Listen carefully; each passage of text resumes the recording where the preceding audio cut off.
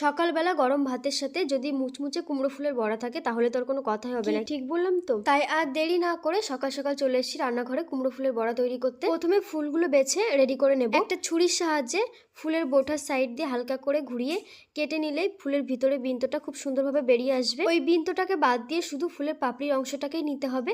সমস্ত ফুলগুলো এভাবে রেডি করে নিয়ে ভালো করে পরিষ্কার করে ধুয়ে নিয়েছি। এবার একটা ব্যাটার তৈরি করে নেব। তার জন্য একটা বড় পাত্রের মধ্যে নিয়ে নিচ্ছি পরিমাণ মতো চালের গুঁড়ো, পরিমাণ মতো বেসন, স্বাদ মতো লবণ, পরিমাণ মতো হলুদ গুঁড়ো, লঙ্কা গুঁড়ো, সাথে দিয়ে দিচ্ছি খুব সামান্য পরিমাণে কালো জিরে। এরপর অল্প অল্প করে জল ব্যবহার করব, সুন্দর একটা ব্যাটার তৈরি করে নেব। ব্যাটারটা তৈরি হয়ে গেছে। এবার একটা একটা করে ফুল নিয়ে ব্যাটারের মধ্যে দিয়ে খুব ভালো করে ব্যাটারটা লাগিয়ে আগে থেকে গরম করে রাখা তেলের মধ্যে দিয়ে বড়াগুলো লাল লাল করে ভেজে উঠিয়ে নেব। বড়াগুলো ভাজা হয়ে গেছে, উঠিয়ে নিচ্ছি। আর কত সুন্দর লাগছে দেখুন একবার। আবারও কিছু ব্যাটার লাগানো ফুল দিয়ে দিলাম তেলের মধ্যে। ওই একই রকম ভাবে বড়াগুলো ভেজে নেব। আমরা গরম গরম মুচমুচে কুমড়ো ফুলের বড়া খেতে থাকি। আপনারা তাড়াতাড়ি চ্যানেলটি সাবস্ক্রাইব করে